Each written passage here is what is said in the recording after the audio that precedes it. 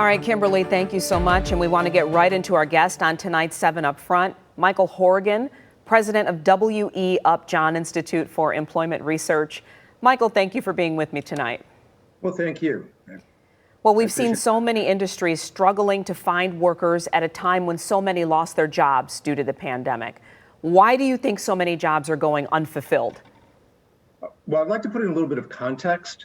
So we had a huge employment loss last February to April, over 22 million jobs in the US, 1 million jobs in Michigan.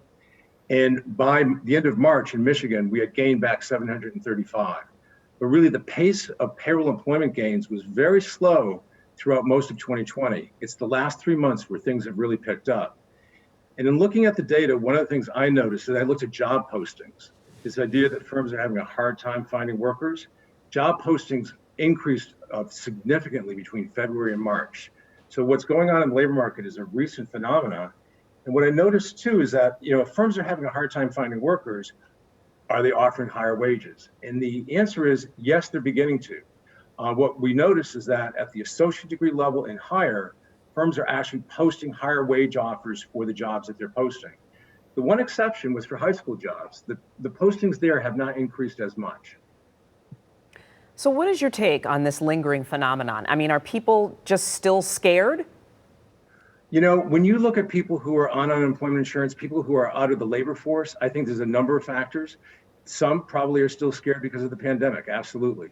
I think others are looking at what they can earn on unemployment insurance versus what they can earn on a job. Although, in some sense, a job is a job and the UIR benefits will eventually run out. I think the economy is changing.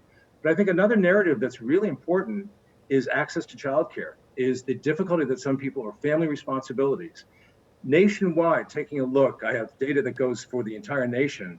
The number of people citing childcare as a problem in terms of being able to get back into the labor force more than tripled between February of last year and February of this year, from 80,000 to over 255. And the number of people citing childcare or family responsibilities, just more generally, that went up from 725 to just under 1 million people. So we've got some real access issues. And even in Michigan, for example, the number of childcare centers decreased from 2018 from over 9,200 to just under 68, to just over 6,800 by the fall of 2020. Okay, and child care, huge issue. When you talk about the proposed legislation, that $1,000 to find a job, do you feel like that would help solve the problem, or is it just the barriers that are there, like child care? I think what's going to solve the problem, there's a lot of things that will contribute. I think the $1,000 will be a big incentive at the margin for a lot of people. I also think that the growing economy, January, February, March, the employment gains nationwide were very, very strong. They were strong in January and February in Michigan, a little bit weaker in March, but still, everybody seems to be on an uptick right now. And I think that is going to make a tremendous difference in terms of the jobs that are available. I did speak to the chief economist at Burning Glass. They do job postings. And one of his views is that the wage offers are just beginning to catch up. They're seeing the job postings going way up, as I indicated, but they think that the wage offers are going to tick up even more in the coming months. So talk about what your institute does to help people find fulfilling careers.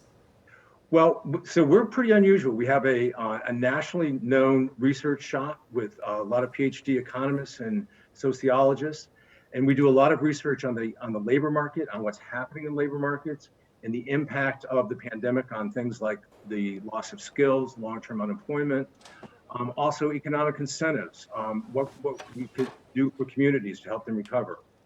But we also run what's called the Michigan Work Service Centers in 4 counties. So that arm is in the UpFront Institute.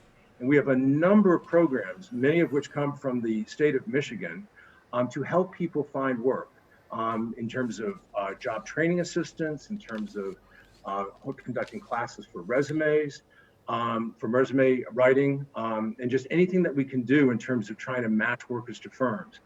We have a business services team that works closely with firms to try to identify people who will be good fits for their jobs.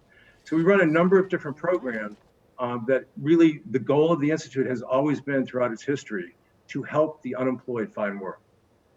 Michael, extremely important during these times. We appreciate you for joining us tonight. Thank you for your insight. Well, thank you. All right. Michael Horgan, we appreciate it.